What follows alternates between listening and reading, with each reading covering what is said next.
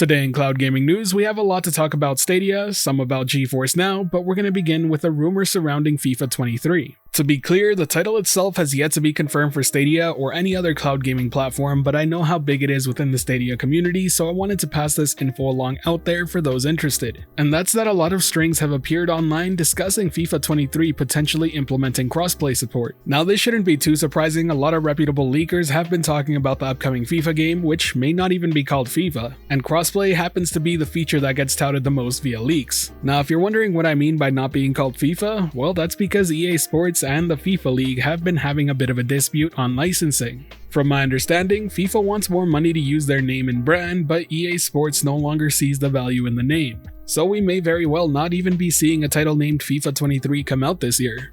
Now the addition of crossplay would be substantial for the franchise because of just how many players actually play it. Even more so for the Stadia community if they decide to bring along the latest entry into the franchise. It's easily one of the more popular titles on Stadia, and it thrives off online components such as FIFA Ultimate Team. So I'm sure it's a feature that many within the Stadia community who play FIFA 22 would greatly appreciate. And since we're talking about Stadia, why not dive into its news? And the first bit revolves around a sale that's going to be happening on the storefront real soon.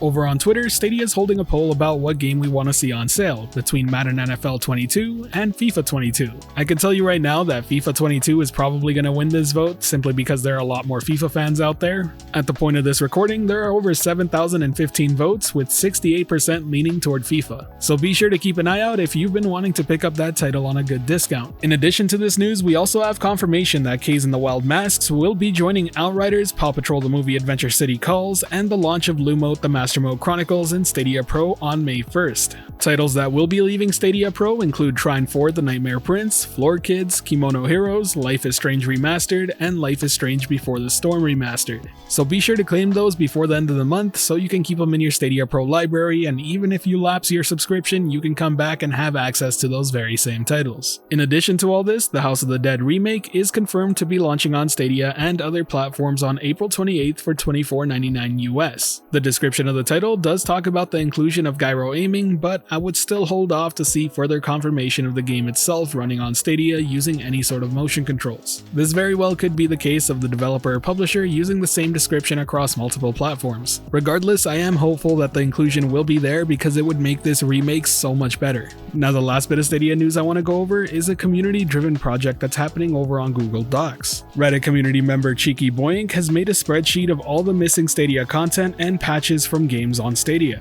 It's a community-driven project, so if you happen to have a game on Stadia and notice that it doesn't have DLC available or it's missing patches, then be sure to make an update on the doc. At the time of this recording, there's 262 games listed and 13.5% of them have problems. This includes things like missing patches, DLC, or missing features. I want to make it clear that I don't think everything on this list is a huge issue, but I do think it's good to have a resource for anyone who wants to consider picking a game up on Stadia. I'm also hopeful that maybe Google themselves will come across this list and notice that some of the missing features such as crossplay really could be beneficial to the Stadia community. If you want to check out the spreadsheet for yourself, the link to it will be in the description below, so be sure to give it a look and maybe save it and contribute yourself. It's always good to see these sorts of community-driven projects, and it's organized very well in this case. But now it's time we move over to the GeForce Now news of the day, and it revolves around a new edition that's currently live on GFN. And that title is Dune Spice Wars, a 4X real-time strategy game from the developers of the critically acclaimed Northgard.